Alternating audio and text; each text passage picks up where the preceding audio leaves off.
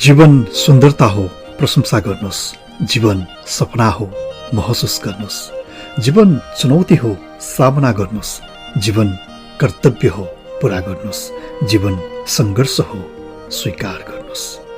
जीवनमा आइपर्ने हरेक घटना परिघटनाहरूलाई सहजै स्वीकार गर्दै अगाडि बढ्नुको अर्को कुनै विकल्प छैन।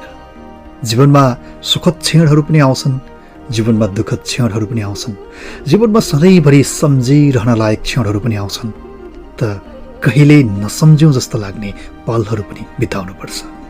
जीवनमा यी सबै परिघटनाहरू एकपछि अर्को आइ नै रहन्छन्।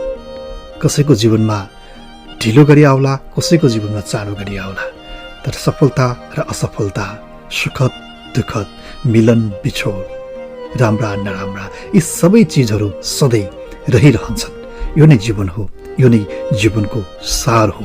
त्यसैले जीवनमा कहिलेकाहीँ सङ्घर्षको समयमा आफू परिरहँदा, जीवनमा